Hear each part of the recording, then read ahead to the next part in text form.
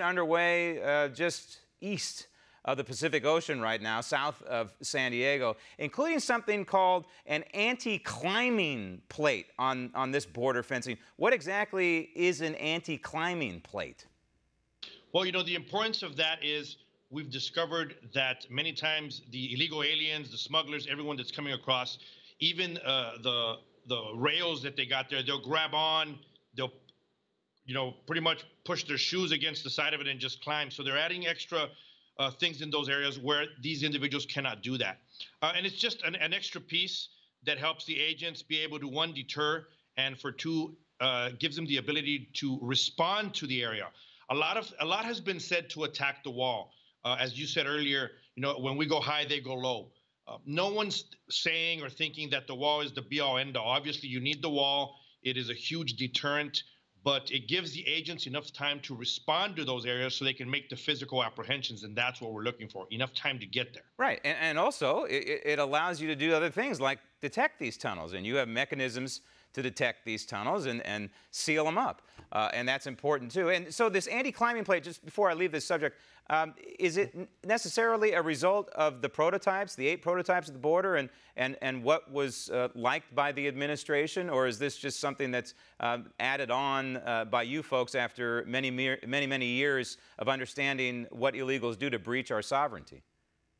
This is the difference. This administration has actually used a corps of engineers to look and inspect and see what actually works. Okay. In the past, the administration was just pretty much, hey, just put a fence up and we'll see what happens. President Trump has actually taken the time to use real engineers that know what they're doing, use different prototypes to really inspect what works and what doesn't work. And that's what they came up with. All right, we also have National Guard troops at the border. I believe the number is somewhere in the neighborhood of about 1,600. Your boss, I think he's your boss, at least he's maybe one notch ahead of you, Brandon Judd, is calling the use of these National Guard troops a colossal waste of resources. Why is that? You know, I'm so happy that you brought up that question. I think that's a fantastic question, and I thank you for doing it, because a lot of people have been avoiding it or asking it in a different way. It was an interview that Brandon Judd did with the LA Times.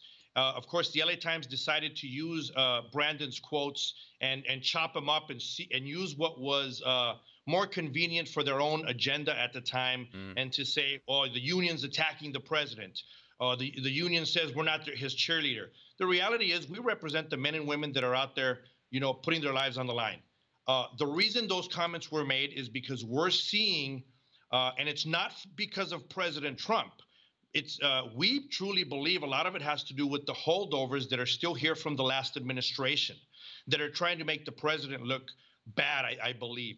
It's similar. You have kids, you tell your kids, hey, do this, but your kids go off and do whatever they want. And I think that's where the problem is. There's areas that the National Guard is still not being used at correctly. And I'll give you an example. I work in Tucson, Arizona, the Tucson sector. Here in Tucson, we have what's called the Tohono O'odham Reservation. It's a Native American reservation. And they specifically said that they will not allow National Guardsmen on their land. And the administration, not Trump, but the leaders underneath, perhaps leaders within Border Patrol, have buckled to that, and they have not allowed us the ability to use the National Guards there. So let me ask you then, Art, why can't we, you, on behalf of the American people, clean house? What is the reason you can't move these Obama holdovers and these people who are trying to thwart, you know, the Trump agenda of securing the border? Why can't we get them out of there?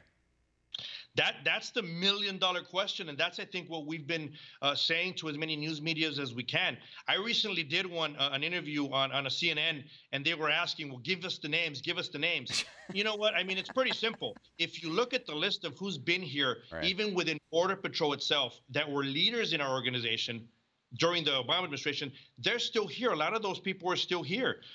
We've called a lot of them out. You look at the Tohono O'odham Reservation, over 50% of all the drugs that entered the entire country and are seized in this country are seized on that reservation. For us to not allow National Guardsmen in that area to assist Border Patrol is ridiculous. And I would imagine it's probably also a tenure and a union thing, possibly.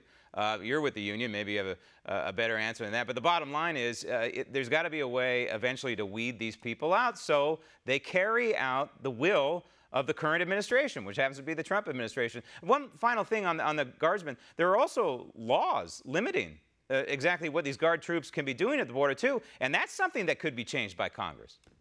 Want to see more videos like this? Click on the link below and subscribe to One America News on YouTube, and call your cable provider and kindly demand that One America News is added to your lineup.